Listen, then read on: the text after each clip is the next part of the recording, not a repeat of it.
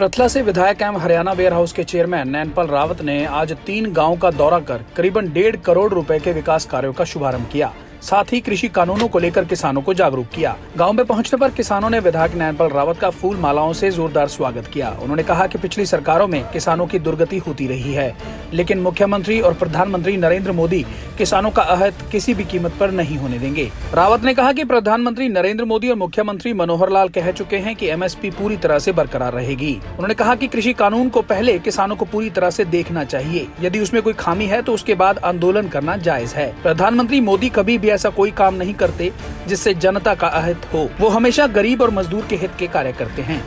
देखिए, आज पृथला क्षेत्र के ऐतिहासिक गांव अटाली, लडौली और सोतई गांव के लगभग 1 करोड़ से ज़्यादा के उद्घाटन हैं, जो बिल्डिंग बनकर तैयार हो गई हैं माननीय मुख्यमंत्री मनोहर लाल जी की मेहरबानी से, हरियाणा सरकार की मेहरबानी से।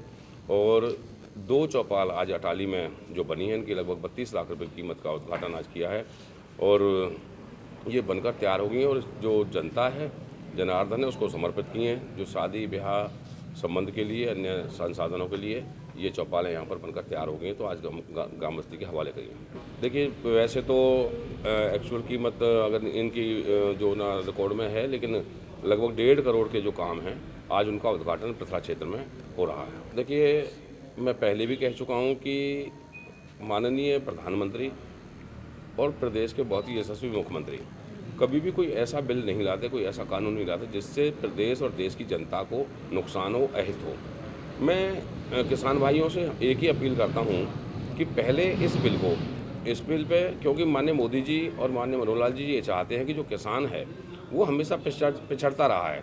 पिछली सरकारों में किसान की जो दुर्दशा रही है, उसका उचित मूल्य तक नहीं मिला, खाद नहीं मिलता था, बिजली पानी की समस्या रहती थी।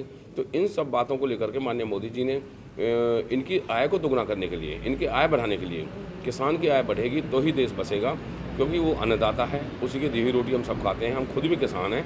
तो 1-2 साल अगर इसको चला के देखें, इस पर अमल करके देखें कानूनों पे, अगर तो किसान को बेनिफिट मिलेगा, फ़ायदा मिलेगा तो वेल एंड गुड। और अगर नहीं मिलता है तो ये किसानों का भी हक है, हम भी मांग करेंगे, किसान भी मांग करेंगे। और माननीय मोदी जी, प्रधानमंत्री को या केंद्रीय सरकार को इन बिलों को फिर वापस लेना ही चाहिए।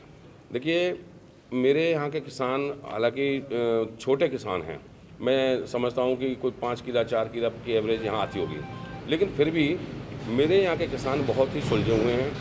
और मैं समझता हूँ कि अगर जिस दिन इनको तकलीफ़ होगी, अगर मेरे किसान भाइयों का हमें कोई बात नहीं होगी, तो मैं स्वयं भी इनके साथ जाकर के माननीय मुख्यमंत्री से भी हमने बात की है। और माननीय मुख्यमंत्री ने भी इसको जो है ना आगे माननीय मोदी जी से, केंद्र सरकार के मंत्रियों से बात की है कि अगर कोई अमेंडमेंट की जरूरत है तो अमेंडमेंट कर दी जाए। और अमेंडमेंट भी नहीं होती, अब तो सुप्रीम कोर्ट ने इस पर जो ना संज्ञान ले लिया है। और माननीय सुप्रीम कोर्ट ने कहा है कि भाई एक कमेटी गठित कर दी जाए, जिसमें किसान भाई भी हों, किसान संगठन हों और सरकार के नुमाइंदे हों, और इसके साथ साथ जो हमारे कुछ जज साहब हैं वो भी इसमें शामिल रहेंगे। तो निश्चित तौर पर इसका कोई ना कोई जो हल है वो निकल जाएगा। और अच्छी बात है कि अब ये कानून जब बनेगा तो इसको ये पूरी मैच्योरिटी के साथ बनेगा और इसको सभी लोग पसंद करेंगे, ऐसा कानून बनेगा।